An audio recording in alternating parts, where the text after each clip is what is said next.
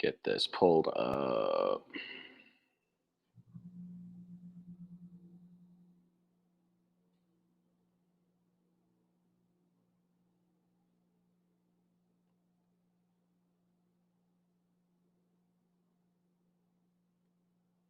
Done. Boom. Hey, gang. Westbuck here, Drag Illustrated Magazine, checking in. It is Thursday morning, 10:30 a.m. Central Standard Time right here in glorious Fort Worth, Texas. And how about a new time slot? Let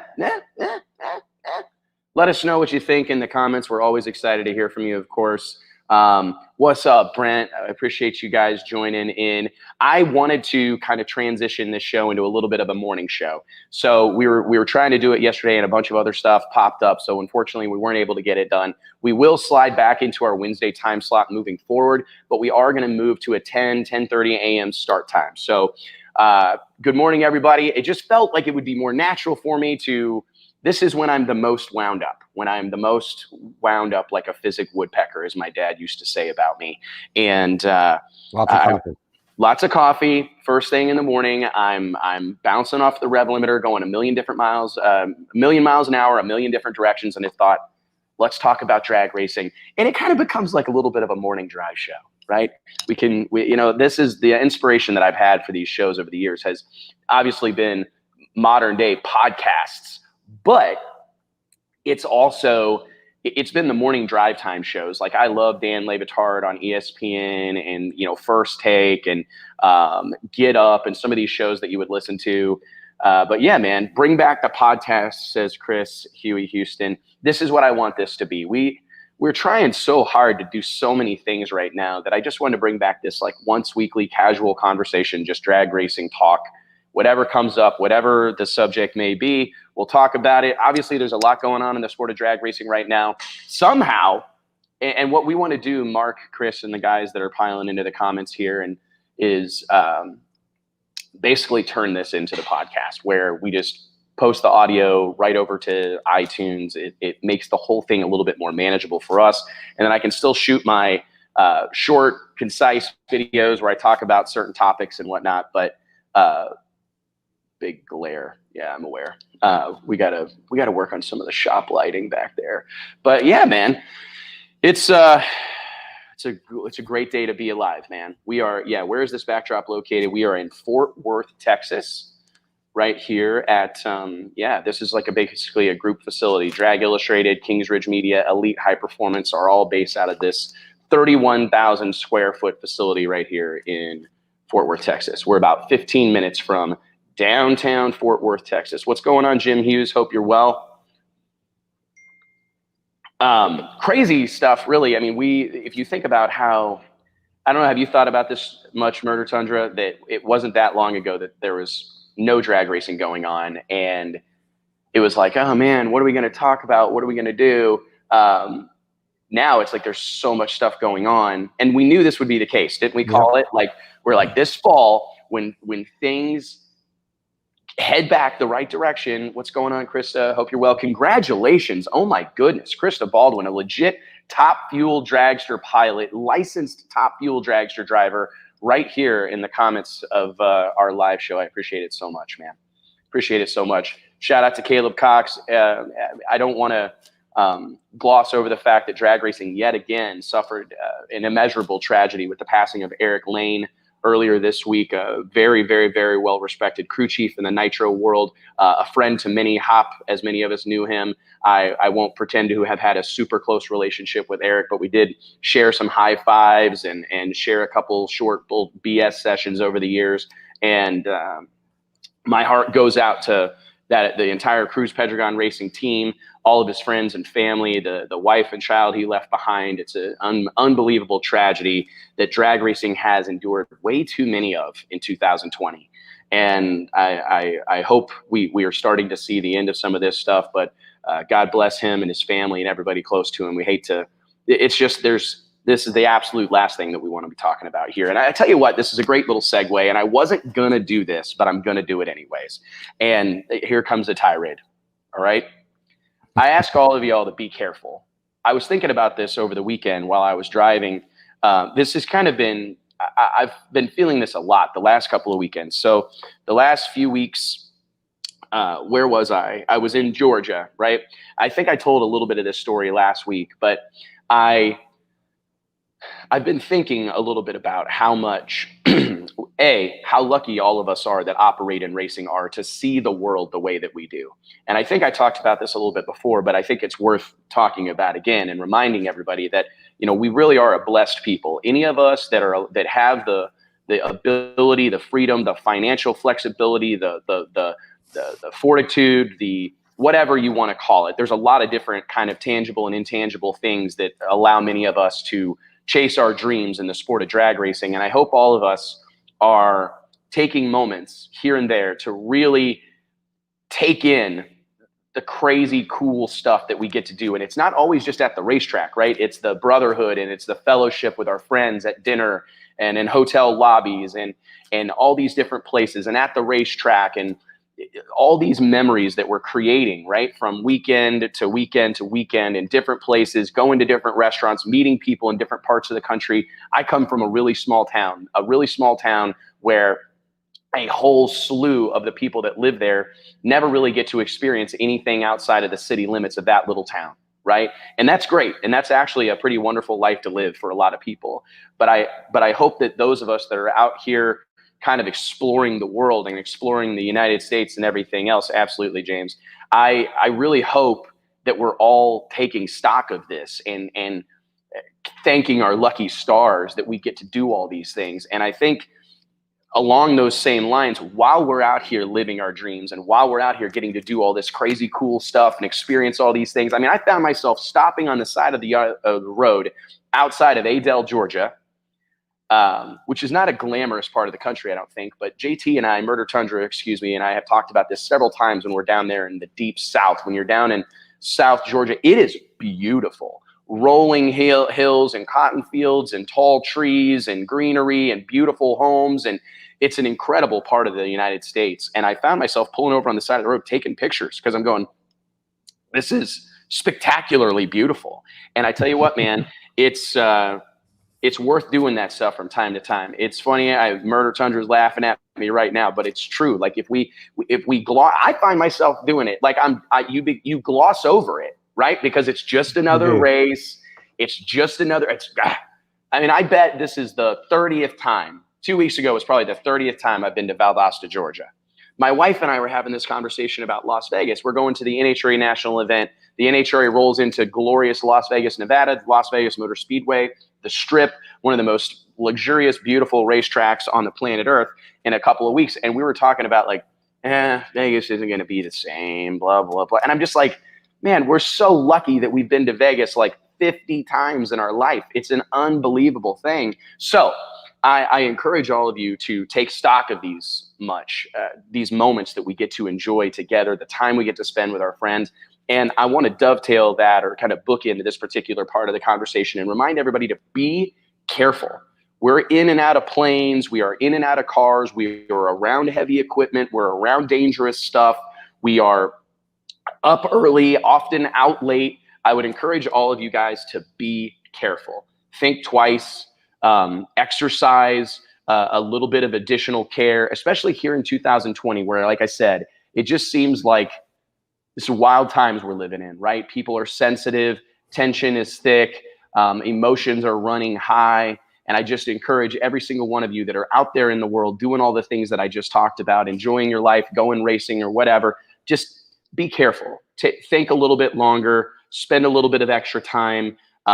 Because you just never know. And again, this is a dangerous environment we operate in. I think about the racetrack every weekend. I saw a picture on the Facebook the other day. Some guy posted a photo of like a bolt and the bruise it left on his body, like his hip, because it came off a car in the water box, smacked him right in the hip. And I've had this happen to me once before, and I thought I got shot. I dropped to a knee. But my point is just that the drag strip and all of the things that go with it, all the travel, all the big trucks, all the rigs, all the trailer doors, all the tools, all these things are dangerous. And I just encourage all of you to just think twice, be a little more careful. because man, we have suffered. The sport of drag racing has suffered a tremendous amount of tragedy here in 2020. And I'm not saying that we're going to throw a switch and it's all going to go away, but I do think a collective effort and just a little bit of a reminder, that this is a dangerous place. These engines are spinning, tires are spinning. This stuff's all bolted together, and we all have the best of intentions, right? Everyone's trying their hardest, no doubt about it. But a little bit of care, concern, a little bit of an extra, a double check this, a triple check that, may save your life, may save a round, man. You never know. So anyways, tons going on in the sport of drag racing right now. We're fresh off a weekend at the NHRA national event in Dallas, Texas, out at Billy Meyer's world-renowned Texas Motorplex. I took in 3 days out there at the Motorplex, had a fantastic time. I felt like the energy was palpable, like it just felt, this is something that I'm noticing despite whatever car count woes exist kind of in the NHRA pro ranks right now, the Top Fuel funny car fields, even pro mod light on cars this particular weekend. I got to say, NHRA Pro Stock remains a high spot, a real strong program here in 2020. And I think it's just fun to talk about because it defies all odds. And we talk about all the things that we want drag racing to be, personalities, we want rivalries. Look no further than pro stock drag racing. I mean, Greg Anderson and Erica Enders, that is as legit of a rivalry as exists in motorsports. That is a real deal.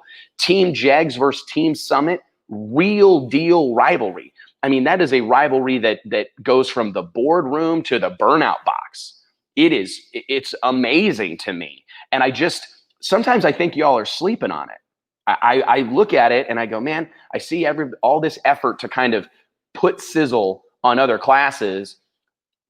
There's a ton of it right there. And what's cool about it is you don't have so many of the situations where there's just one team or one car running a million miles away from it, right? There's not one truly dominant driver, or there's obviously some guys and gals that are especially talented and especially successful, but you've got a slew of people in that category right now in NHRA Pro Stock that are capable of winning from anywhere in the field.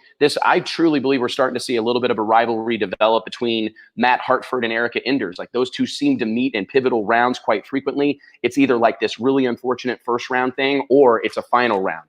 And those are two drivers that are always up on the wheel, that'll go 008, 006 at will. And I just think there's a lot of excitement there, man. I really, really am a big believer in it. And sometimes I think if you're looking for excitement, pay attention to that. I mean, look at the starting line after each run, or when a win light pops up in one of these deals, in one of these lanes, it is in real deal enthusiasm. I mean, every round win may as well be the most meaningful round of all time. And I've been really, really, really impressed by it, man, because I feel like we talk about these are the things that we want to see in drag racing, Murder Tundra, and we hear it all the time. Like there needs to be more rivalries. There needs to be more of this. There needs to be more drama. Man, there is plenty of it at every NHRA national event. And I think the bulk of it is in the pro stock pits. It's really, really, really, really interesting and super exciting. People are sleeping on it, dude. I'm telling you, it's like they want to, as a culture, this is something that I feel is going on, but it's everybody's like, whatever they can find to complain about is what we're going to talk about. Like like it's all the cars are Camaros. Who cares? You know what I mean? I get it. Whatever. Would it be ideal to have, 8 Camaros, 8 Mustangs, 8 Dodges, 8 Toyotas? Yeah, of course. Whatever. Could it be better? Absolutely. But if you if you look at all the high notes, man, it's pro stock is killing it right now. I mean, I don't know what the car count was. Do you know off the top of your head what the car count was? I can tell you in 2 seconds. But I'll tell you, Pro Mod, 16 cars.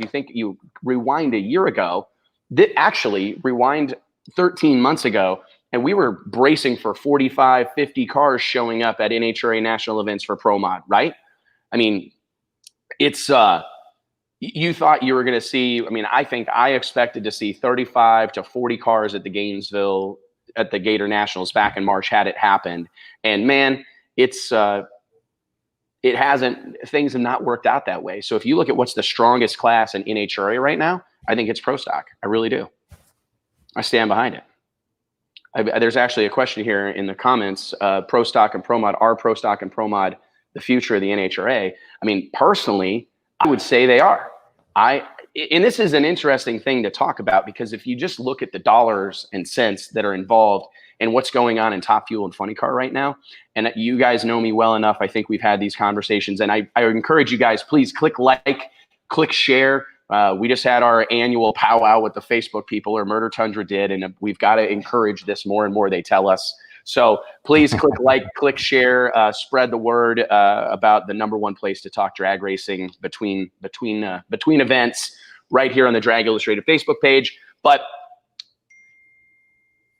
Pro Stock or Top Fuel and Funny Car, man, if you look at the class, this is a storyline that exists. Don Schumacher Racing is staring down the barrel of sweeping the season.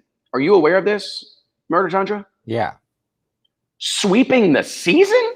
Now, granted, I know we've had a halfer. We've had half the races. It's a halfer. But if one team wins all the races, that's a problem. Very much so. Huge kudos to Don Schumacher Racing. All his, I mean, I'm not downplaying the success of that and what that represents for them, but what it represents for the sport is problematic. Granted, we don't have John Force Racing competing right now. Not really sure what's going to happen with that. But when I look at the fact that we have a limited number of funny cars in the United States to begin with, right? We have and only a handful of which are truly high-level competitive, capable of winning a race. Man, this is a very, very tough situation, in my opinion. And especially if you consider the fact that the rumor is, or word is, that two of those Don Schumacher cars won't be here in 2021, or potentially Tommy Johnson Jr., Jack Beckman, both of those cars are kind of up in the air for 2021. Both those teams up in the air for 2021. So you start to look at the landscape there, and when the question gets asked, are Pro Mod and Pro Stock the future of NHRA drag racing? I would argue that in some way, shape, or form, I believe they are. And if they aren't, they probably should be.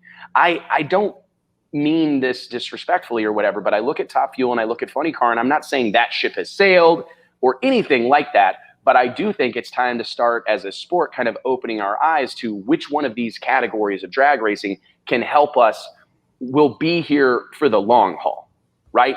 Is it possible to do this over because I don't know the lifespan, to be honest, of Top Fuel and Funny Car right now. If further efforts aren't made to do a handful of things, increase the exposure of these drivers and teams so that they can command more dollars, right? Command more sponsorship dollars, reduce the amount of money it takes to run them, along those same lines, slow them down so that, I mean, we shortened the racetrack to slow these cars down and aren't succeeding. They've got more room to stop, but we're not talking about an extra mile. We're talking about an extra 300 feet, which is definitely helpful. Definitely makes a difference, but the cars are right back there, the 330 plus mile per hour range, which is something that I thought as a sport we were collectively trying to avoid. And I just wonder how much more runway that style, that brand of racing really has. But when I look at Pro Stock and Pro Mod, I see a tremendous amount of inventory. I see a lot of different cars, a lot of different combinations, a lot of people. And just at the end of it, you've got to look at the dollars, the amount of money it takes to run one of those cars. Compare and contrast a top race. If you take you can go win a championship in NHRA Pro Stock for under $1 million by a lot. You can go run and compete for a championship in NHRA Pro Mod for under $1 million.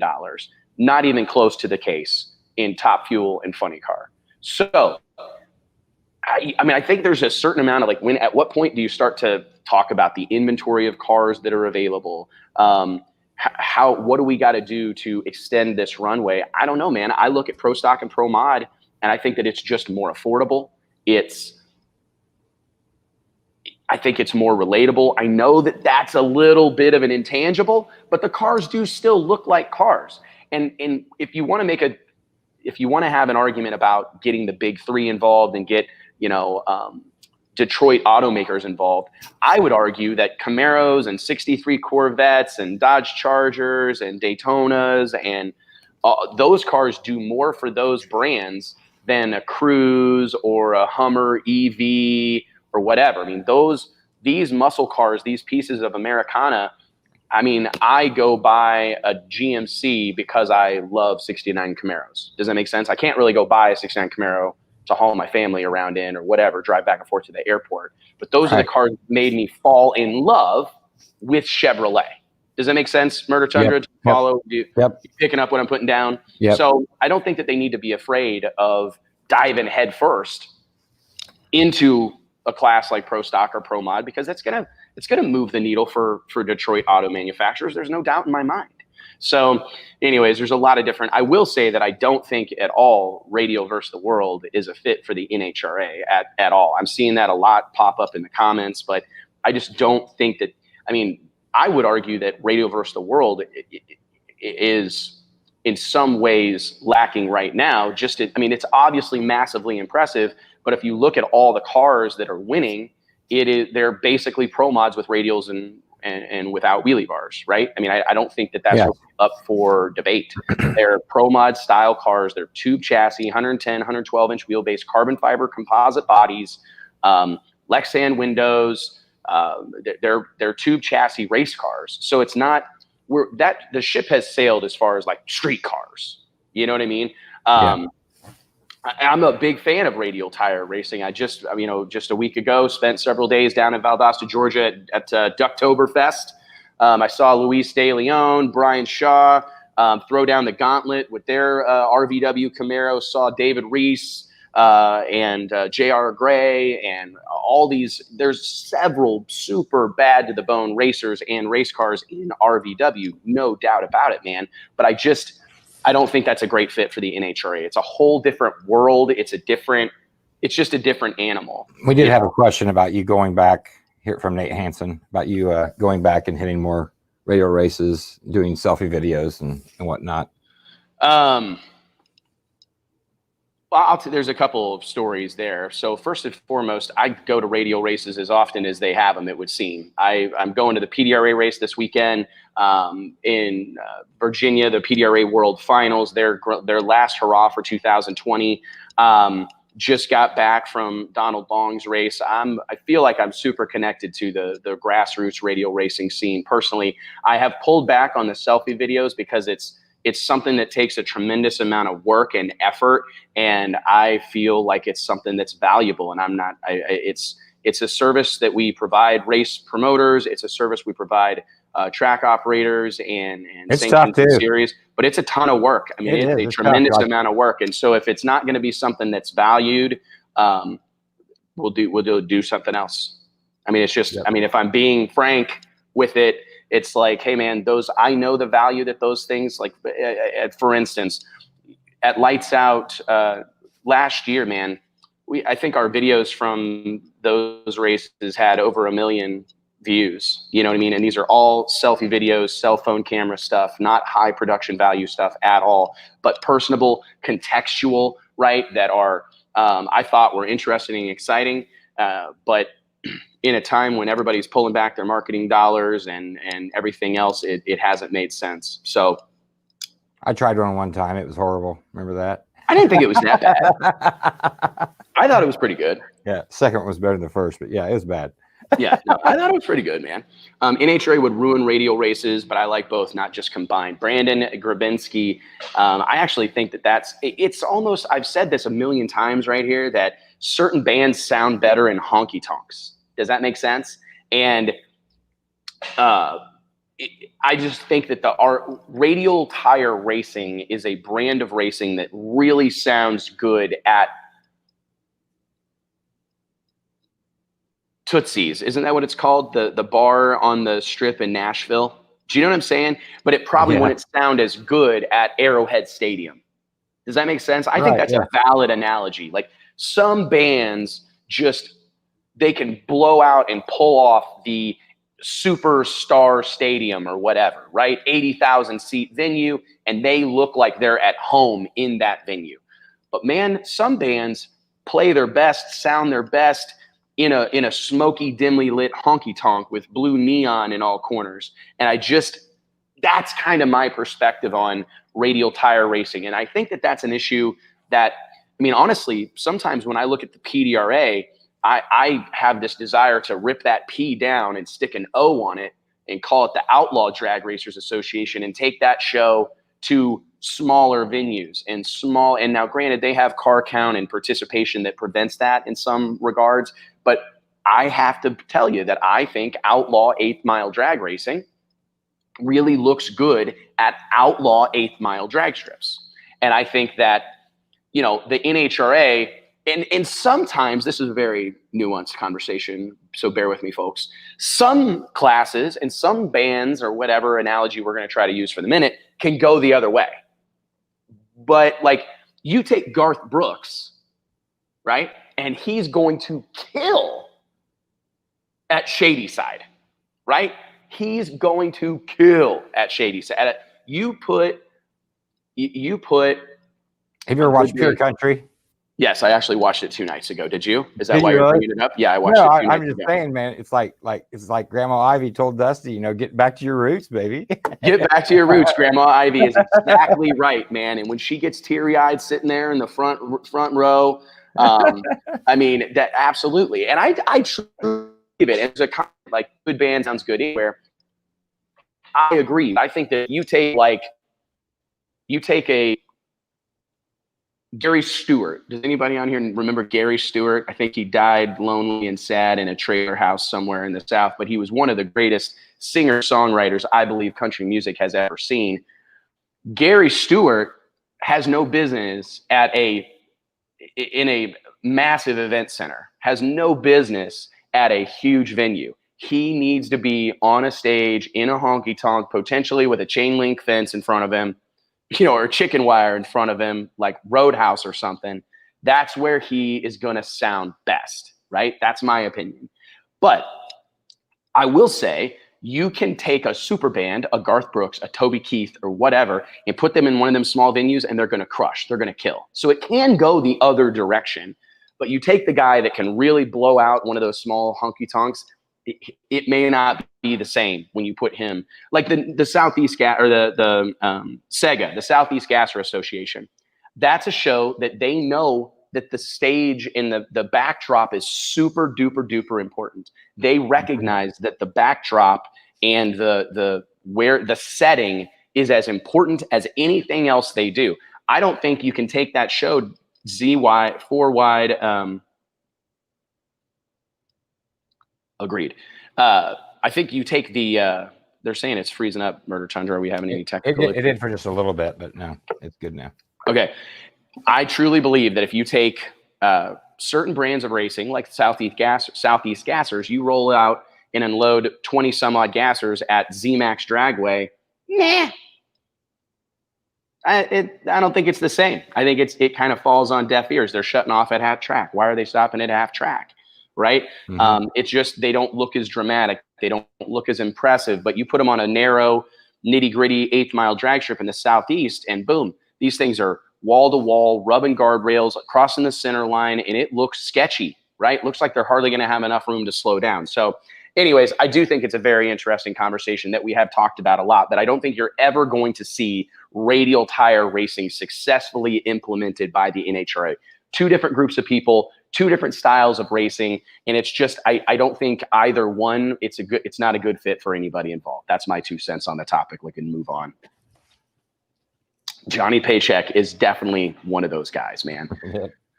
Johnny Paycheck is definitely one of those guys. I'll tell you that it's just a different deal. And what I think I get frustrated with personally is that I think everybody looks at like Donald's race and they think that that's, you got to go to South Georgia to see hands being thrown or whatever, like figuratively, right? Like you got to go down to an outlaw race or whatever to see real roughneck competition, people that are fired up and explosively competitive.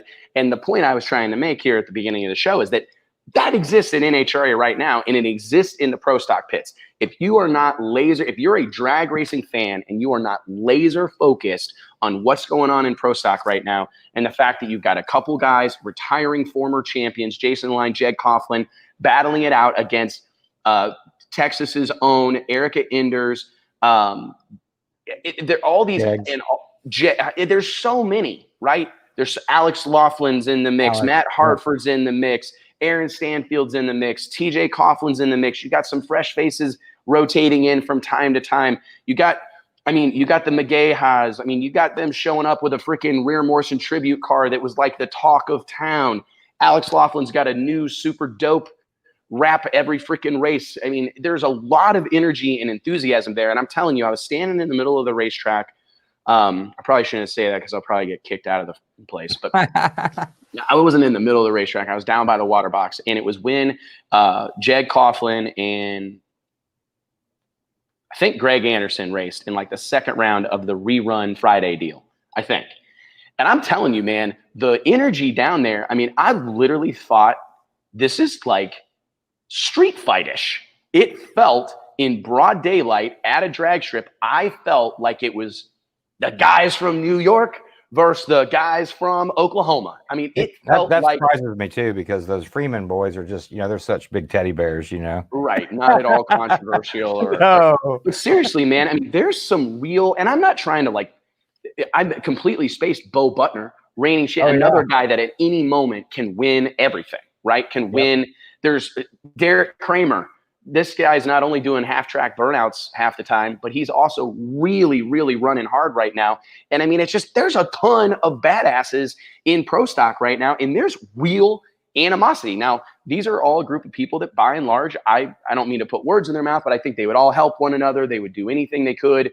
But when those cars go to the racetrack, it is a matter of life and death.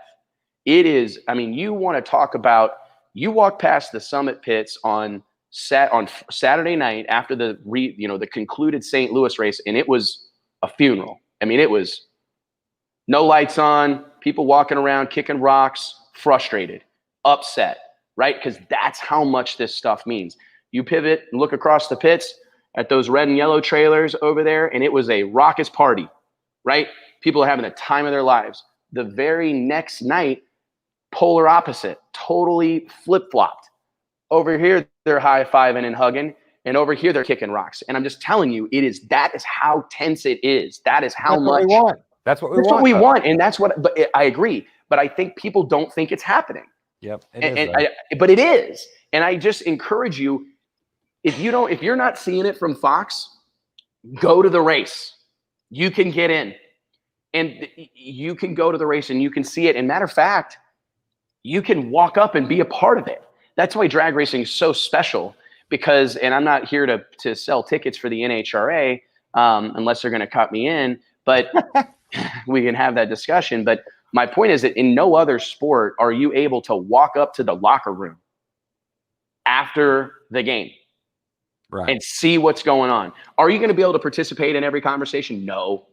But I'm telling you, man, what happened on Saturday and Sunday night, fans, in theory, can walk up to the winning and losing team's locker room, see who's getting yelled at, see who's happy, who's sad, see how the leadership is communicating with the crew. I mean, it's such an incredible thing to see. And if you don't feel like you're seeing that from Fox Sports, go to the race. Just go be part of it, because it is spectacular, man. It's really a hell of a show right now. These next two races, NHRA Houston and NHRA Vegas, with a Pro Stock Championship on a line, just with that specifically, these things are going to be hot like fire, man. The tension is going to be so thick in Houston and then again in Vegas that I think it's must see. It is must see drag racing right now. We've talked a lot about Pro Stock. So what else do we got going on in the comments, my friend? Oh, everybody's just basically agreeing. Joe Dobbins, last time I saw Pro Mod at Greer, South Carolina, they were bouncing off guardrails. That it's not a tremendous difference here in 2020 at major events. And I think that that's kind of, I looked at Pro Mod this past weekend, and while we only had 16 cars in Dallas, it was a phenomenal show. The competition level was it was extremely high. I mean, you've got front running cars, whether it was nitrous cars, Pro Charger cars, Roots blown cars. Roots blown cars were kind of the hero of the day. Brandon Snyder, huge congratulations to Brandon Snyder and crew for scoring their first ever NHRA Pro Modified win. This is a former PDRA Pro Extreme World Champion, a guy who has accomplished a tremendous amount in the PDRA and in outlaw 8th mile drag racing as a whole. And to have seen him move up the ranks, move into the NHRA, struggle, but always be there. I thought it was interesting because a little Brandon Snyder side note, that is a guy that was never, ever, ever taken lightly. Never, ever taken lightly. Brandon Snyder, from the very early days all the way up until now, he was a guy that was never taken lightly. And even as he was a bit of a fresh face on the NHRA Pro Mod Tour, never taken lightly. And there are a handful of guys, and this is, hey, we're reporting sports, right? There are a handful of guys that you see on the other side of the ladder, and you see him on the qualifying order, and you go, man, I hope I get him. Notorious for shaking the tires in the first round, or notorious for leaving before the tree's activated, or whatever, right? If we're calling a spade, we all know those guys. We all know those guys that maybe there are guys that thrive in pressure situations, then there are guys that don't, and everything in between. And I've found it interesting, and I've got my foot stuck in this bar stool, and I can't get it out. Okay, there we go.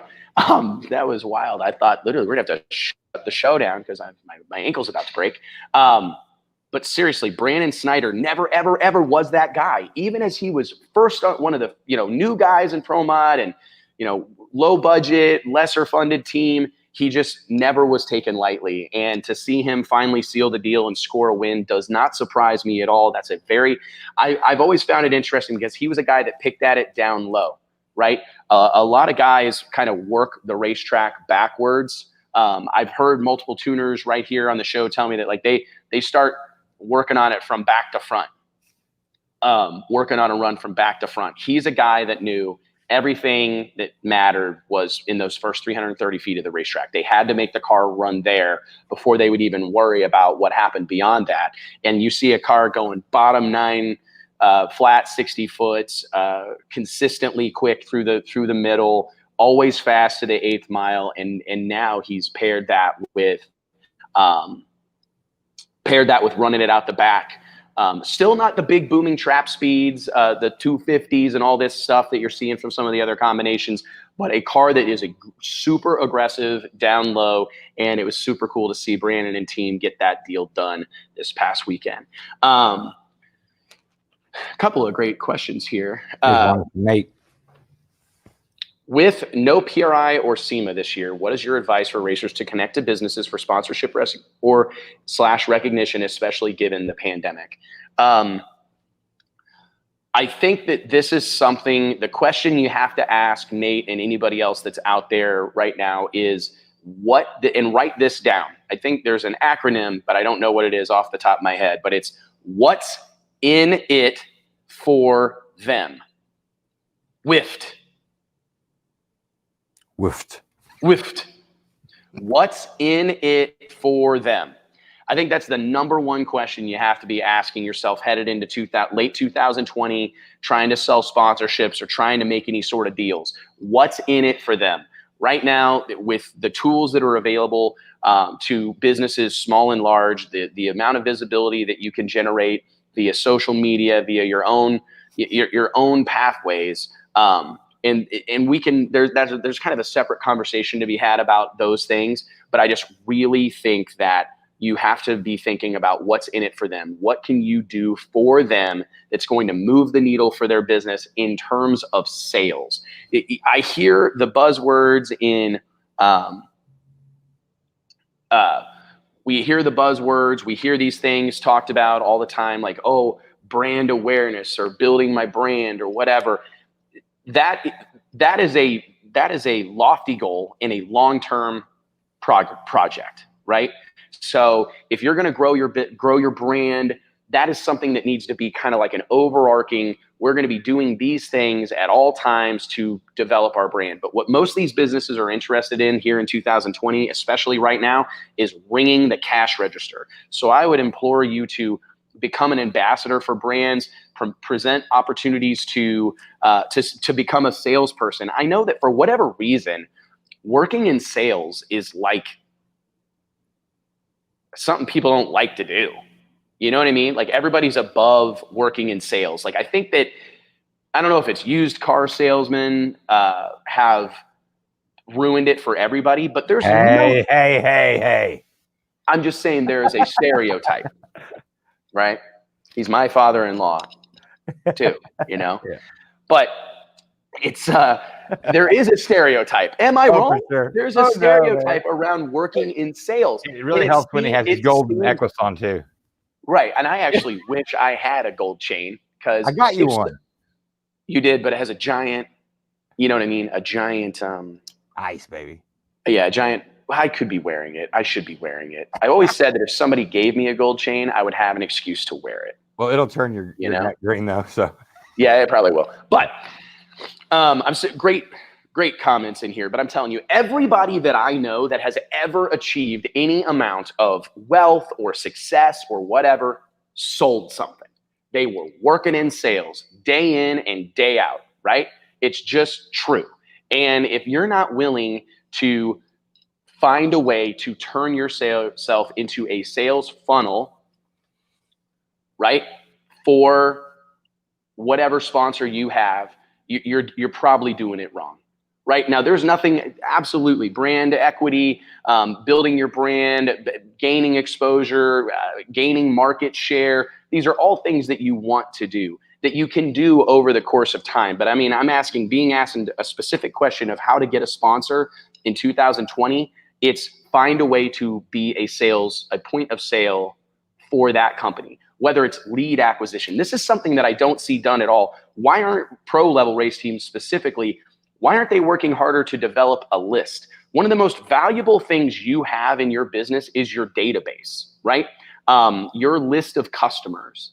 If you have QuickBooks or run your business or your accounting through QuickBooks, you likely have a list of customers. And that list is very, very, very important. And it's very, very, very valuable, because it's always going to be easier to sell to someone that you've sold to before than to go out and get a new customer, right? So finding ways to serve as what's the word? I would call it lead generation. Like I would implore every freaking NHRA pro team, especially, to be running contests every weekend that you can do very cheaply, right? Put an iPad at the end of your pits on a stand, surrounded by stanchions or on a pedestal that enter to win a contest, be an honorary crew member for a day. If you're an NHRA Top Fuel team, you should be running 24 contests a year, local winners only, must live within 100 miles of, not responsible for travel expenses or whatever. And if you enter your name, give us first name, last name, email address, mailing address, cell phone number, you're going to be interested in entered into a contest to win $500 and a day at the racetrack as part of our program. You're going to get a crew jersey. You're going to get to come to the starting line with us. You're going to get to clean off the wheelie bars, clean the rubber off the wheelie bars. And every weekend, now you're creating leads. So those are 20, however many people you can get. I want to be, you talk about an NHRA national event, you should be able to get 1,000, right? So you get 1,000 leads at 24 national events. At the end of the year, you've grown your customer database or your potential customer database. You've grown your list 24,000 people, right? So all of a sudden, you've got a list of 24,000 people that you've connected with or have engaged with you in some way, shape, or form. And I'm telling you, that information is super valuable to somebody, right? So immediately after the race, you send all 1,000 of those people an email. This stuff is not hard to do. You can sign up for a MailChimp account. Murder Tundra, hit the comments, MailChimp.com. You can sign up for a free MailChimp account and email up to 2,500 people at once for free, as many times as you want, which I don't encourage you to spam them. But my point is, immediately after the race, boom, you hit those 1,000 people with a thank you so much for stopping by and hanging out at the racetrack with us. It was so great to see you, and you can call them by name because they put it on the form, right? So you can send them an email that says, hey, Dave, great to see you at the racetrack this weekend. While unfortunately you didn't win our contest, we did want to make you aware of this special opportunity that you get a free tire rotation with an oil change at our partner, Jiffy Lube. Swing by there and show them this email, and you'll get a donut and a pat on the back from my friend Frank. Or what? I'm obviously going down a rabbit hole, but my point is, if you're trying to sell sponsorships in 2020, you need to be providing your sponsor with customers. Somehow, some way, delivering customers. That's why this is a pretty solid segue right now. This week marks 15 years that Drag Illustrated has been in business. And I would argue right now that we have the most targeted list of drag racers on the planet Earth. If you're trying to sell product or move the needle for your business in drag racing, we are your answer. And if you're not spending money with us right now, you are a fool. Because there is no one in the sport of drag racing that is connected to more drag racers with a real connection, than we are. Drag Illustrated right now, more print subscribers, more email list subscribers, more web traffic, more social followers than at any point in history. Right here in 2020, we have more print magazine subscribers than we have ever had before. We've been doing this for 15 years, okay? No one in the world has a more targeted list of hardcore drag racers than we do. 70% of our subscribers own a race car. That's crazy. I mean, like 52% own two. Yeah, I mean, that's crazy. 52% of our readers own 2 race cars, right? Almost all of our subscriptions are sold at the racetrack. Van Abernathy, the man. Van Abernathy, right? Van Abernathy crisscrossing the United States of America for almost a decade, selling subscriptions to magazines, not to fans. We don't set up on the midway, right? We don't set up, or very rarely do we. We do sometimes, don't get me wrong. But what we do is what I call a patented trailer-to-trailer sales program, because I don't want some 16-year-old kid. I mean, I do, don't get me wrong. We're not worried about them reading the magazine. Who we're worried about reading the magazine is somebody like my old man, Eddie Buck, who's going to open up a magazine, open up Drag Illustrated, see something on those pages that's going to make his car quicker, faster, safer, more reliable, easier to load, easier to work on, or whatever. And guess what he's going to do? He's going to order that thing, and he's going to overnight it. You know what? He might buy 2 just to have one, an extra one, or have one that he can loan to somebody. That's what the drag racing masses really represent. And I would argue that Drag Illustrated has the largest database of action-oriented, money-spending, real-deal drag racers on the planet Earth. And we have done that by developing leads and constantly casting the net, constantly trying to get people to gain people's information and develop a relationship with people. Why do you think that I do this show every Wednesday? To further our relationship with the racing masses. I want to get to know you guys. I want you to know me, and I want you to know what we're doing at Drag Illustrated. And I want to develop a level of trust that I believe is unparalleled in our industry. I get so many emails from racers and fans that I can't answer them all. And I'm humbled, and I actually get so stressed out about it that I almost make myself sick, because I want to answer them all, because I've spent so much of my life wishing and hoping someday somebody gave a shit what I had to say. Yeah, I mean, truly. I mean, many of you know that I used to buy a ticket to go to the races just like anybody else and hope and pray that somebody would be nice to me. Somebody would let me in their pits or whatever. And to think about how far this whole project has come over the course of the last 15 years is nothing short of humbling and overwhelming, to be honest. But I'm telling you guys that I encourage you're all capable of this, right? You're all capable of it, every single one of you. And if you've got a race team, you've got a rolling billboard, you've got a trailer that's a rolling billboard, you've got so many things at your disposal, and you've got something really fun and cool. You got a loud, badass race car. And that thing, I mean, if you've got a race car, here's my local pitch, okay? If you don't race in the NHRA, I'm sure you're going, well, Wes, all that sounds good, but no one really wants to enter a contest to go with me to break their back, right? Loading up a race car or putting up an awning, you know what I mean? At Jerkwater Dragway. And that's an Ian Talker, a little bit of a tip of the cap to Ian Talker, because Ian used to always say it, freaking Jerkwater Dragway, right? So that's kind of funny, right? I never gave him enough credit for it. But if you are a weekend warrior grassroots racer, remember this list building can work for you as well. Okay. So if you can find a way to, I would call it the, you know why they put that fish bowl in Mexican restaurants? Does everybody know what I'm talking about? I know JT does. I know Murder Tundra knows what I'm talking about. That fish bowl up by the cash register. Yeah. Right. You know, yeah. No. The one for business cards. Oh. You know why they do that?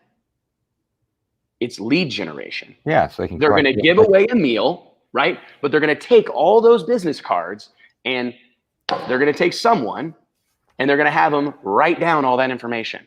Tragically, it's probably on a legal pad somewhere. Yeah. But so you see where I said at the Mexican restaurant. I thought you were talking about tip jar at the bar. But my point is, if you're a small business, how can you, if you're a small race team, a weekend warrior race team, how can you do something for whatever environment you're racing in right now? So if you're going to, let's say, Valdosta, Georgia, I would be finding the general manager of Outback, which is where I eat when I go to Donald Long's races almost exclusively, roll up in there and say, hey, can I move the needle for your business? Can I set an example? Can I do something for free? Can you give me a stack of 1,000 10% off coupons? And I come to this racetrack 3 times a year. And if I am able to impact your sales XYZ percentage during this race weekend, would you be willing to pay for my race fuel for the weekend? $1,000, right? Or whatever. I mean, there's a lot of opportunities like that exist. Now, Outback may not be the best one because it's a corporate thing and you're going to deal with some franchise owner and it's a pain in the ass or whatever. However, but how many times that we go there and they don't even know the race is going on. This is a very big problem. And this happened to me recently. I was in town I was in Valdosta, Georgia, and the people from at Outback, they didn't know there was a race going on. A lot of people at fault, right? A lot of people at fault. That can't happen. That cannot be the case. But you may be wise to find a local liquor store. They're definitely going to do some business during a race weekend, right? You know what I'm saying? Show up and tell them that, hey, you want to put together a lead generation deal for them, or you want to bring some business to them this weekend. Can we do a deal? I'll set my car up out here Wednesday night. We'll have an open house. These are great things for you to do if you're going after a sponsor to, if you're trying to get a sponsor to give you real money, okay? Find a way to drive sales for them. So here's the other aspect of selling sponsorships in 2020 that I think is something to open your mind to, is there is perhaps no better buying environment at all than that of the drag races. So if you have a race team, how can you turn your race team into an experience for a company? One of the things that is being very successfully done in the NHRA, but could be done in other sanctions and series, is hospitality programs where Napa Auto Parts, as an example, they sponsor Ron Capps. What they do with that sponsorship is they use all 24 NHRA national events as an opportunity to reward people from that area. So my dad, in case you didn't know, owns an auto repair shop in Northeast Missouri. They are a Napa approved, a Napa Auto Care Center, right? A Napa certified auto care, a Napa Auto Care Center. Every year, because based on my dad's sales and what they do ordering parts from Napa, my dad is invited as a special guest of Napa Auto Parts to come hang out in the pits at Topeka, the NHRA national event in Topeka or the NHRA national event in St. Louis because they're smart enough to know that that's local to my dad's shop in Kirksville, Missouri, right? They bring those people out there. They show them a good time. They give them a crew shirt. They give them a lanyard. They let them come into the to the hospitality area, right? And they do all that. And what do you think happens on Monday? Murder Tundra? Who does my dad order parts from on Monday? Of course, Napa, man. He's pumped on him now. It's like got him refreshed and he's ready to go. And and I love these guys and they love me. You know what I mean? Yeah, and look at what they did for me. They gave me 4 tickets or whatever. Those type of experiences are very powerful. So think about how you can put that to work for your small business. There's an 80-20 principle that I'm a big believer in, and that is 80% of your revenue comes from 20% of your customer base, right? Every one of us that is on here that is a small business owner, you can probably apply that 80-20 principle to your business. Sometimes it can be a tough pill to swallow, but you've likely got a handful of customers that pretty well pay the freight, right? That make it happen, that you have to have those handful of customers. Well, what's important to realize is those customers will likely spend more money with you, right? Because you can apply the 80-20 principle to the 80-20 principle. So you can find that 80% of your revenue comes from 20% of that 20%. And I'm not trying to drill down too far here, but my point is, one of the ways that you can extract more money from your best customers is to make them your guests at the racetrack, right? If you get them in the pits, then you also mix their drink 80-20 and they'll really like you.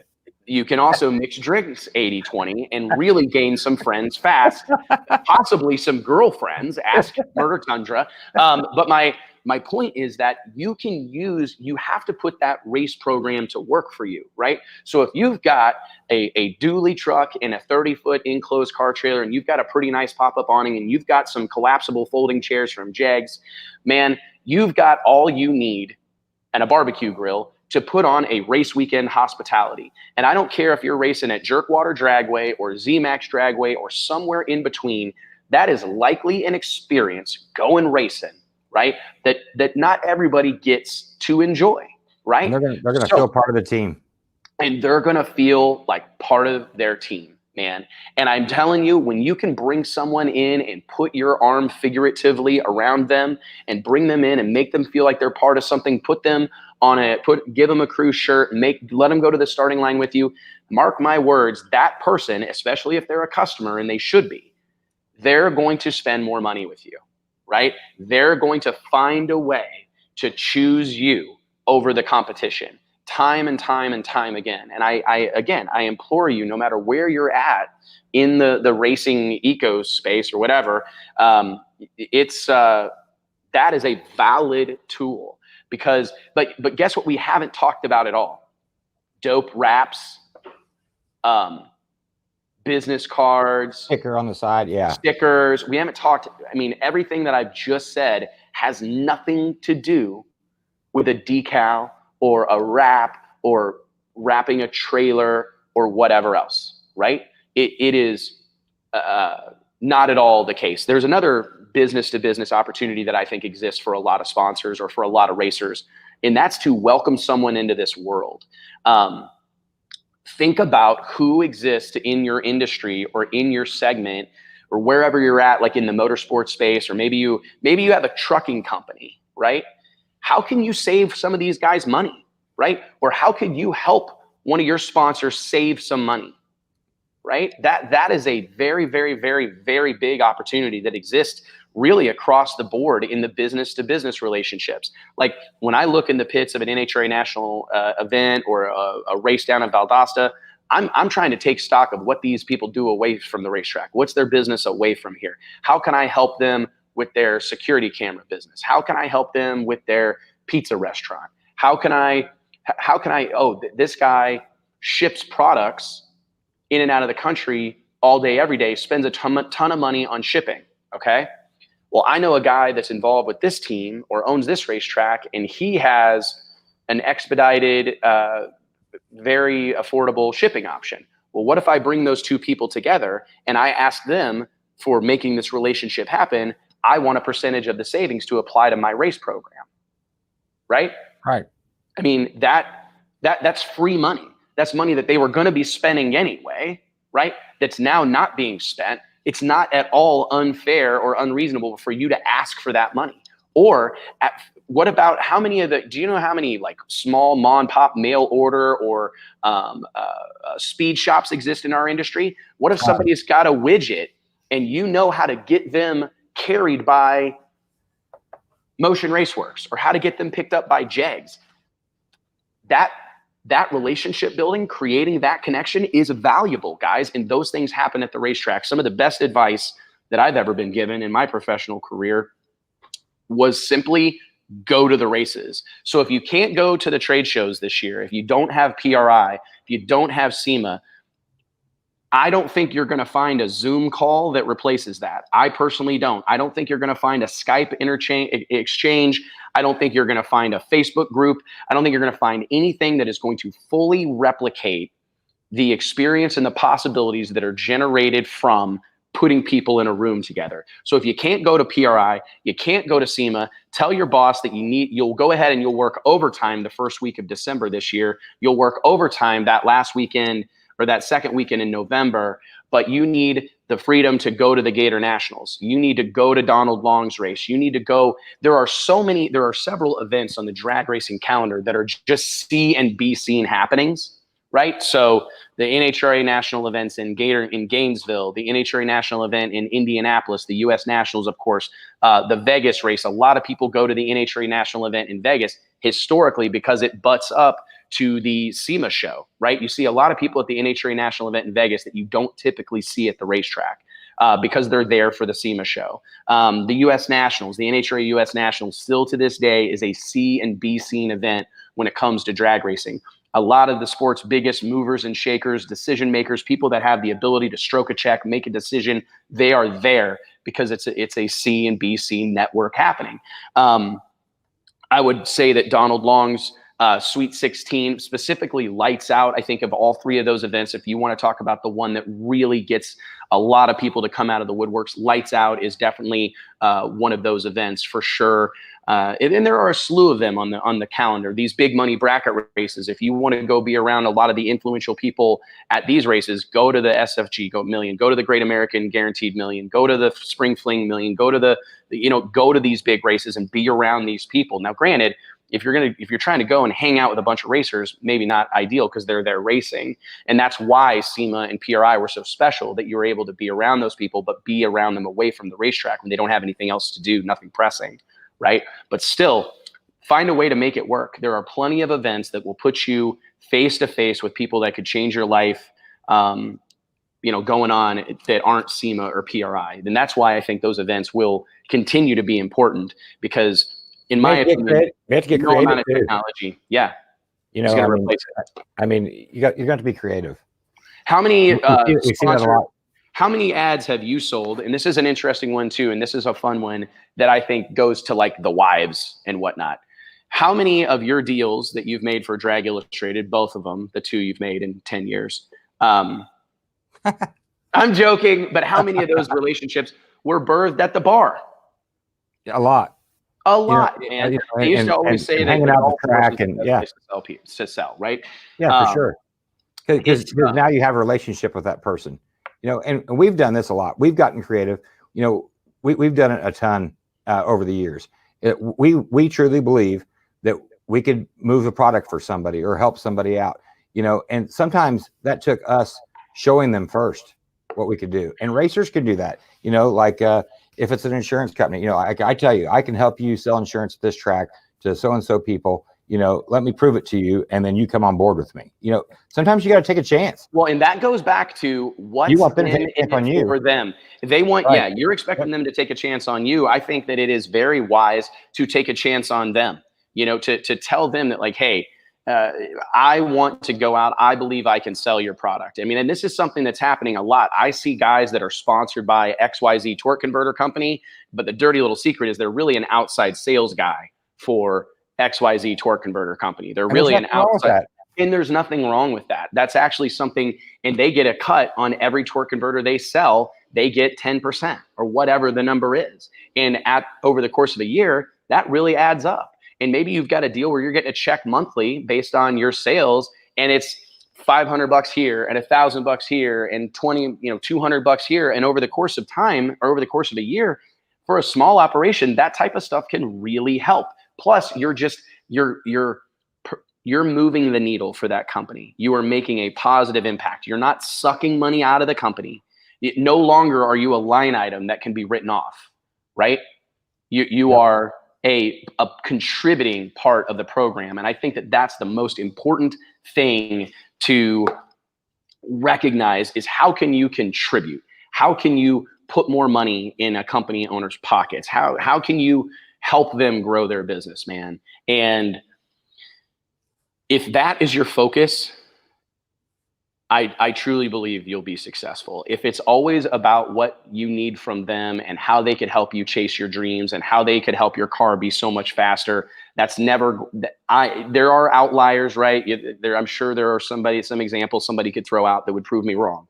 But the rule, by and large, is if you want to have a successful sponsorship, if you want to have a real deal relationship where money is changing hands or parts are changing hands, you need to find a way to make yourself a part of the solution, right? Don't try to be a tax write-off. Don't try to be a tax shelter, right? Try to find a way to make a positive contribution to a company to really do something for them. And like I said, it doesn't have to be a sales thing. It can be lead generation, right? I mean, there's a lot of companies that literally go out and rent lists, buy lists. Dish Network, I know for a fact, goes out and buys lists that they can send out offers to, right? So if you have a list, and as a kind of a closing note on the sponsorship segment of this episode of the podcast, I want to say that if you are a race team and you're not doing something to develop a list, and Facebook is not good enough.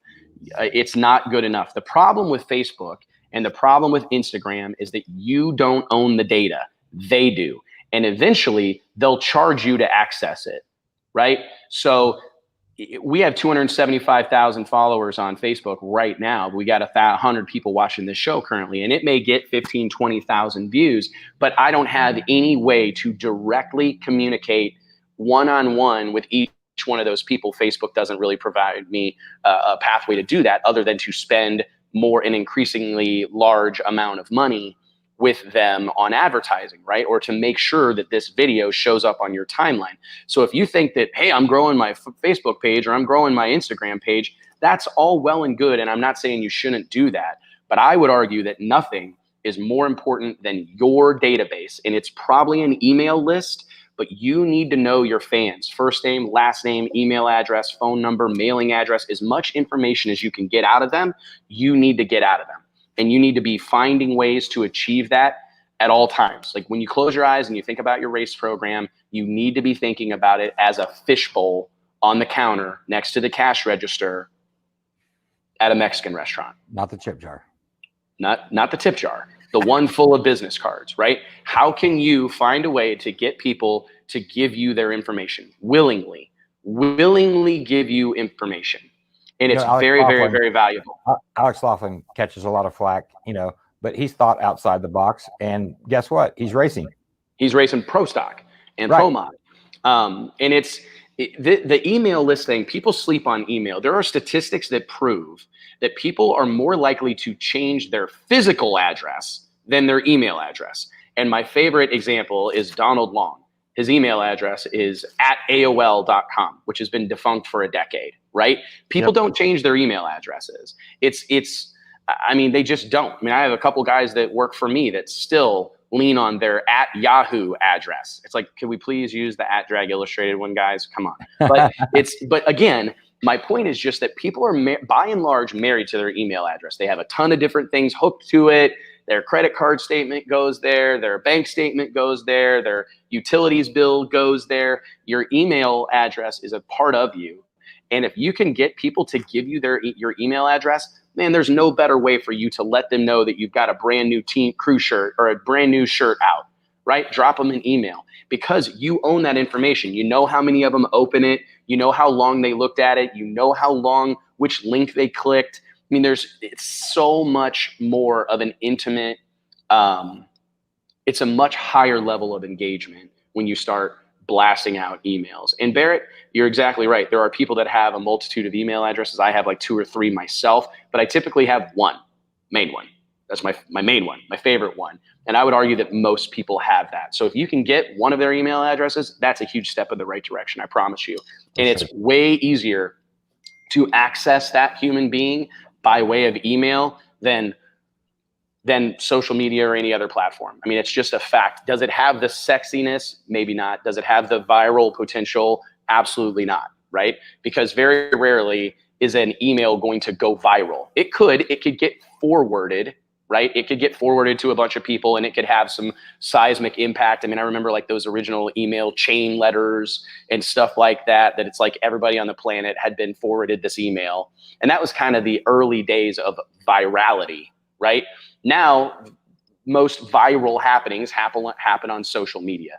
I'm just encouraging you as a business owner, as a race team owner, if you're seeking sponsorships or whatever else, find a way. And you're going to get the screwyou@screwyou.com. You're going to get those, right? But don't let that deter you. I mean, for every one of those, you're going to likely get 100 John@Fortune500company.com, right?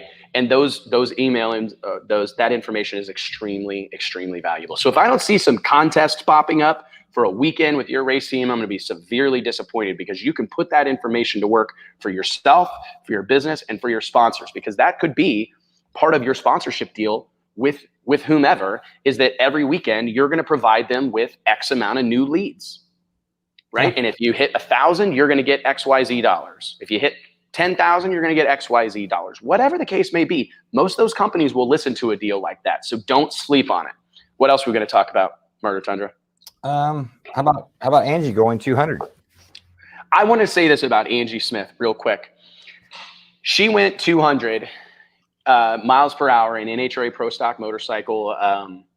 Huge weekend for Angie and Matt Smith, Denzo, Lisa Mickler, the whole team at Denzo Racing. This is an incredible group of human beings. But what I want to say is that Angie has a fan following that is, I haven't seen a fan reaction like that in a long time. Texas Motorplex was as full as it could be legally, considering the global pandemic we're operating in. This place was packed with people, buzzing, vibrant, awesome atmosphere, fantastic on all fronts. And when Angie went 200, the crowd went wild, man. I mean, cheers erupted. And I thought, I hope she hears that. And that's the reason I'm saying it right now, is that I hope she knows that I think sometimes even pro level drag racers, there are moments where we feel small and we think, man, does anybody care? Does anybody even watch this stuff? You know, we're not fully in tune with the impact that we have, or that these racers have. And I hope Angie Smith hears this, that people care. That was so cool to experience. And I'm not on the team. I have nothing to do with it, right? But to see people celebrate her achievement and kind of engage from afar with Matt Smith. Matt Smith threw his arms up in the air and was, tiptoeing and jumping up and down. And I just thought, and people were cheering. And I just hope they know, man, they have made an impact in the NHRA. People care about them. They have a legitimate fan following. And it was super duper cool to see, man. I thought it was worth mentioning. That was a huge moment for them. Very exclusive company to be in, and they deserve it, man.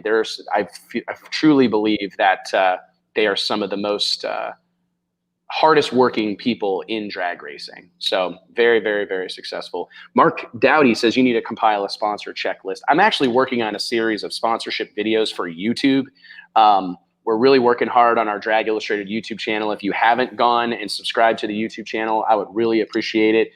We are literally working hard to develop more and more content for our YouTube channel, stuff like that, sponsorship stuff, how we can help racers grow their programs, improve their weekends at the track, and all the while talk drag racing. So what else you got for me, Murder Tundra?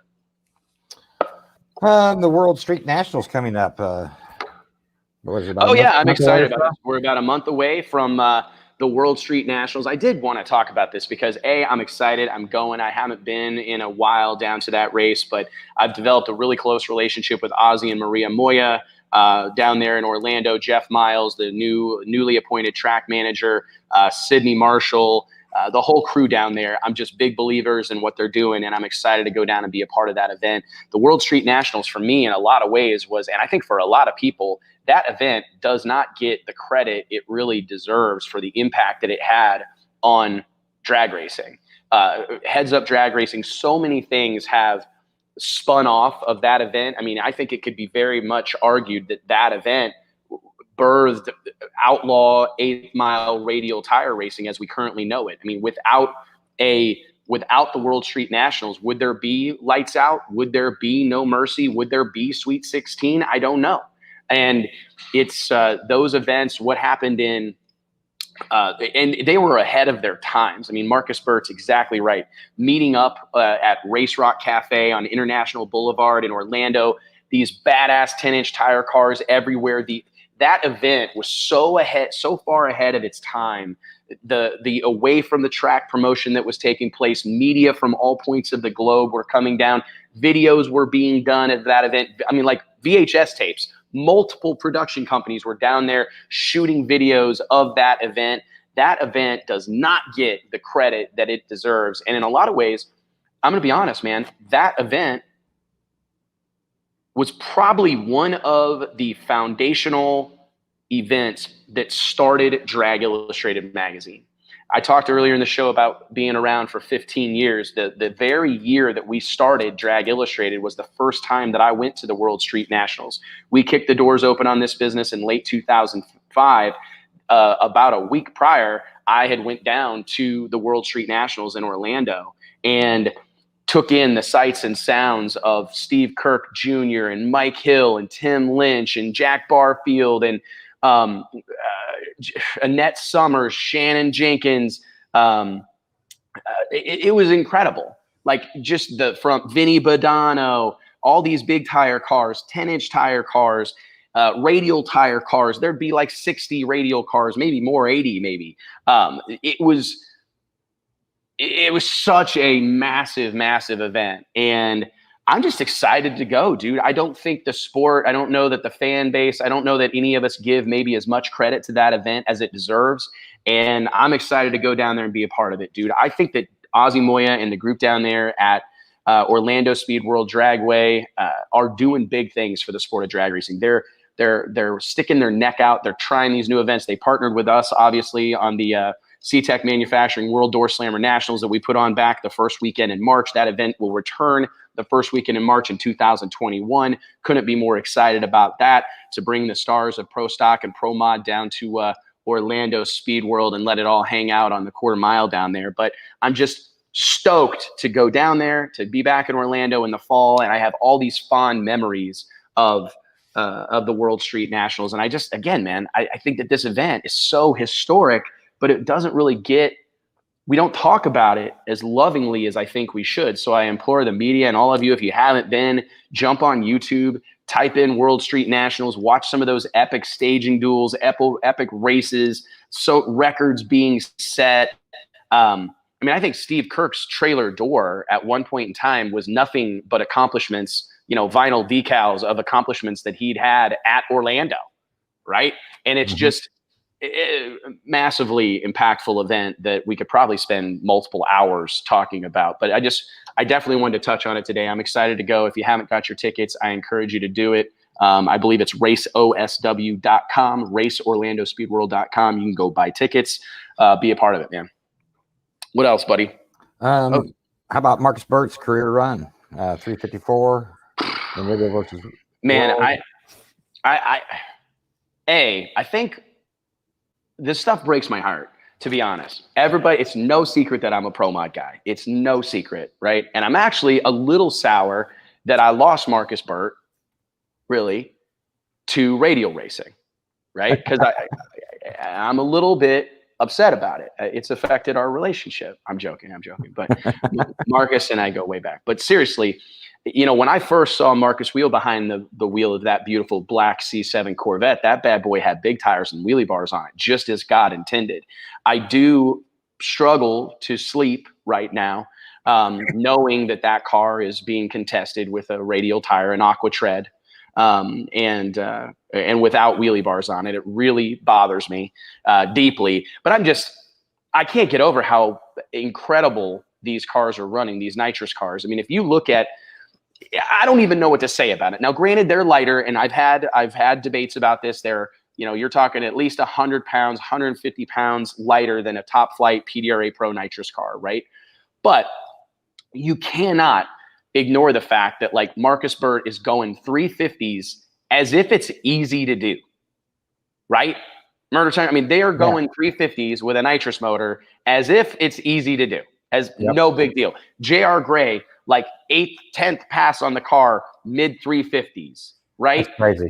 It's insane, man. It's absolutely insane. And they're really not alone. You got Jamie Hancock, who's been driving the bus really, or kind of was the originator when it comes to nitrous pro mod cars on radials. We all remember that historic weekend at Huntsville Dragway when he cracked off that 3-second run. But nonetheless, Brian Shaw and Luis De Leon, boom, 350 players. It's shocking what is going on over here right now with this nitrous combination. Jack Green, Norman Bryson, there's a slew of them. And boom, I don't know, man. What's happening over there specifically with the nitrous thing, if it hasn't shaken up, it will have a positive impact on the sport of drag racing and nitrous racing as a whole. That's my belief. I think that people will see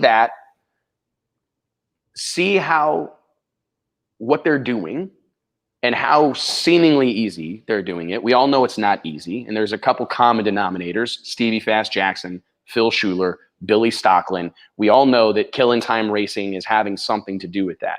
But I'm telling you, man, this nitrous deal, I mean, who would have thought the day would come so quickly that the hot program in Radial versus the World is a nitrous engine? I mean, I don't think it was that long ago, right? That literally lights out last year, I did an interview on the tower with Donald Long where Donald's saying that all the engine builders and all the racers are saying that a nitrous car can't be competitive.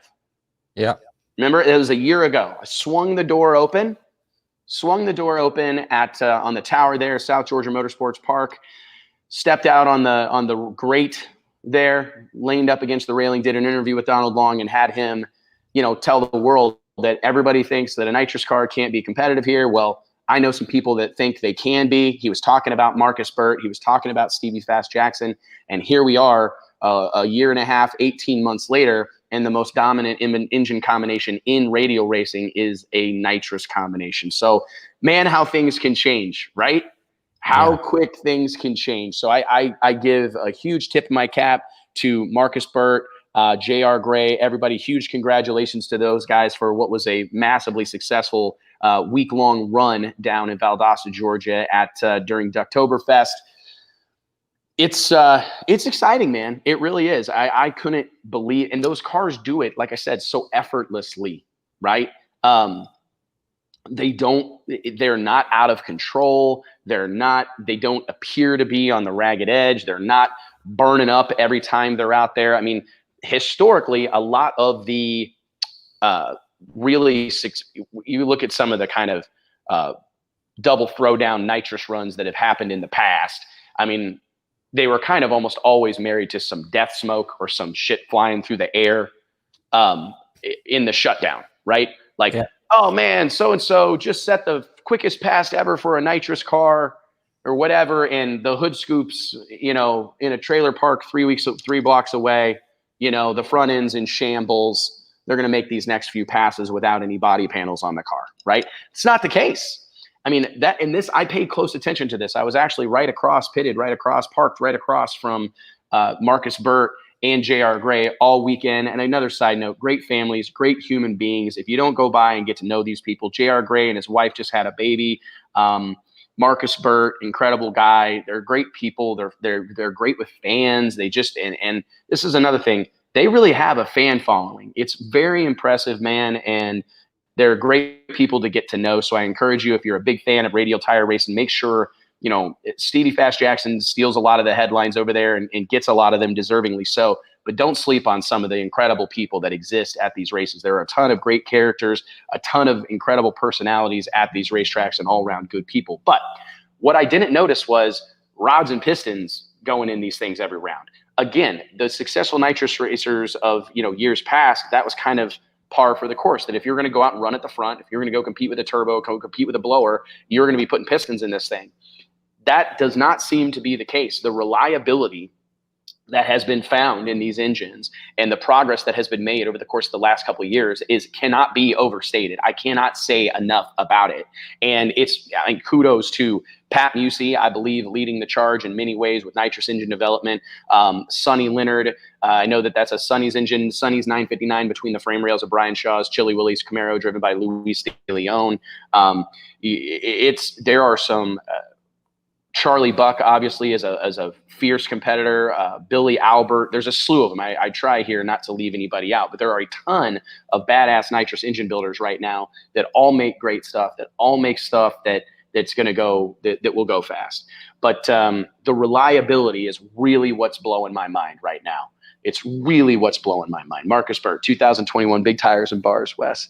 I'm telling you what, man. And this is, I'll say it, I just read this article that Ian Tucker, an interview that Ian Tucker did with Donald Long on competitionplus.com. Man, I'm so tired of this argument of radials versus pro mods. I mean, they're different, right, guys? They are apples and oranges. They are apples and oranges. And I'm tired of the argument. I'm pretty tired of the argument, because I don't think, unless we're willing to go pound for pound I would happily accept Donald, the established radial versus the world rules, power rules, engine and drivetrain rules.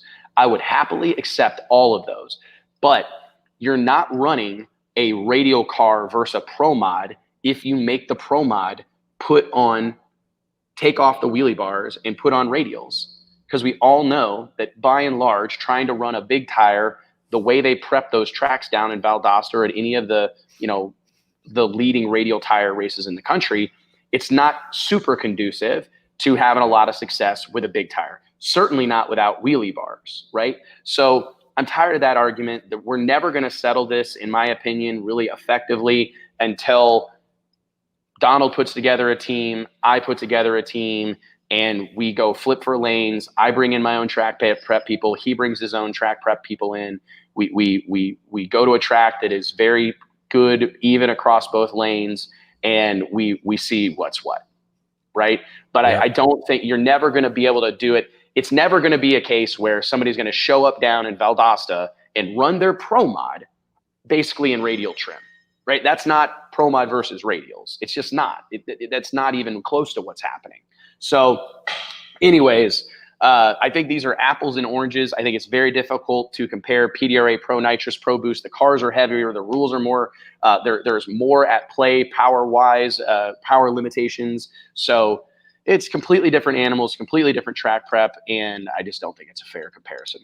It did seem like that there wasn't. I hate to say it, like as much buzz as normal. I don't know if it's just because of 2020 and the COVID and whatnot, but years past, it's always seemed like, and I think over the past few years, it has been a little smaller and smaller, as far as the buzz. But maybe all the same characters aren't involved as well. I think there's a lot of things at play with that. I feel like I noticed that to some extent too. I think there was buzz there at the event. I really think that maybe, if you think about it, there were more Donald Long races in 2020. In pretty much every other scenario, there were less races. Like there was less NHRA races, there were less PDRA races, there were less NMCA races, there were less of everything. Donald was one of the few guys that found a way to do more, right? He put on more races than he would normally do. He did the COVID 8, he did the Magic 8, we did 10 days of Duck. I think there was more Donald, more of Duck's events in 2020 than maybe were and I don't know if that was just people had seen it more. They'd seen more of this brand of racing, because typically it was something that happened like twice a year, dramatically different times of the year, right? There was kind of the lights out, Sweet 16 spring happening, and then there was the No Mercy fall happening. There was all this time in between. There was less of that in 2020 because he had these races in summer, in July. So it's kind of an interesting thing for sure. And it's just what you're seeing in RVW is the level of competition is extremely high. I've talked about it with Top Fuel and Funny Car, like the dream kind of being extinguished, that people are looking at it and going, man, I can never run a 354. Mm-hmm. You know what I mean? I'm never going to be able to run a 353. You know, we don't know how to do that, right? That is, I do think that it is going to send people to Pro 275. It's going to send people to these other categories, which in my opinion look very strong. X275, really unsung hero of Ducktoberfest. I think what was going on in X275, a bazillion cars in the 420s and 30s, all these different engine combinations, big blocks, small blocks, turbos. I mean, it's really incredible what's going on in X275 right now. I don't know. I think that it's going to be, I really think I don't know that everybody knows this, but apparently January 1st, composite bodies will no longer be allowed. Pro mods will no longer be allowed in Pro 275. So you're only going to see Mark Woodruff's ZR1 Corvette. You're only going to see Mark Mickey and Jason Carter's Malibu. You're going to see real cars that started as a real car that still have a lot of real car left about them. I think that could put Pro 275 in a position to do this. Like as much, I love Scotty Guadagno, and I've just known the guy forever. I think he's a fantastic human being. Love spending time around him. But I was actually in the tower whenever he came up and asked Donald, like, what's the skinny on pro mods in X270 or Pro 275, excuse me, moving forward. And Donald told him, like, January 1st, no more pro mods. And he had some valid arguments. He talked about the technology and the bars and all the different things that exist in some of these other cars. But I think Pro 275 being a radial class that still looks like radial of yesteryear, still has some of the unpredictable nature, because what happens, like it or not, when you get a purpose-built 110, 112-inch wheelbase, pro mod style car with a 4-link, Ness 4-link brackets, all this tricked out shock equipment, all these tricked out electronics, the margin for error. I mean, like, you just have a much wider window tuning wise. The car's going to go down the track. It's not going to run a 353 necessarily, but it's going to go down the track more often than not. But when you stick to a car that still was designed to go to the grocery store, right, or was designed to be driven to Sonic, and you start pushing those cars into the threes and thousands of horsepower, that's when you get the wild and woolly and unpredictable nature that what we want from radial tire racing. And that's why I think Pro 275, Aaron Van Heel, my longtime pal from Minneapolis, Minnesota, just chimed in here in the comments that no full composite bodies in Pro 275 is the best news for that class ever. And I couldn't agree more. It will absolutely preserve that class. It will absolutely extend its life cycle.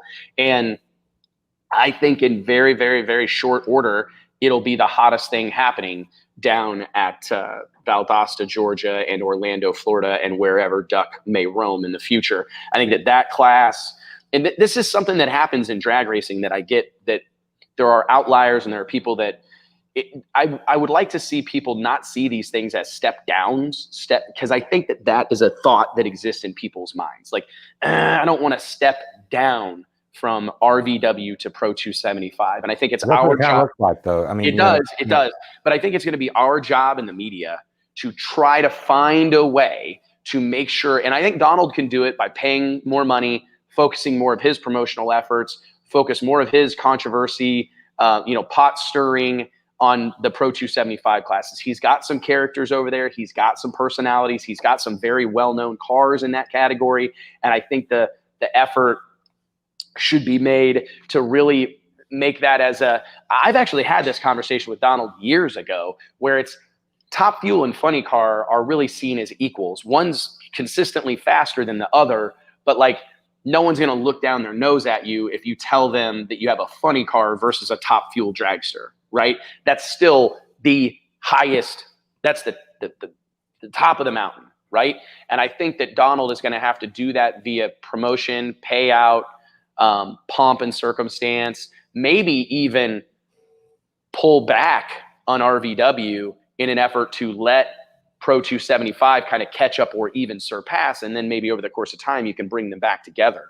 But there's and I think he's doing it. I really do. I look at Pro 275 and I think that those are the cars that people, those are the cars in the brand of racing, I think, that people want to see at Radial Tire races. And I give him a ton of credit for putting this deal together, a ton of credit. So, yeah, man, it's exciting. Sam Smith piling in here. Hope you're doing well, Sam. 2021 Drag Illustrated events. We're currently looking at 2 races in 2021. Obviously, the World Door Slammer Nationals will go down the first week of March in 2021 at the legendary Orlando Speed World Dragway.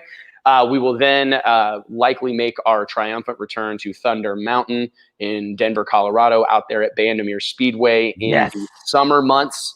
It'll be more than likely the middle of August, the first part of August, but we look forward to returning to Thunder Mountain in 2021 and kicking off the season at Orlando Speed World Dragway early March 2021, which, mark my words, the World Door Slammer Nationals presented by C-Tech Manufacturing, without question, will be the largest independent drag race on the planet Earth starting in 2021. The progress that we made in a short amount of time early this year, throughout the course of this year, will change everything.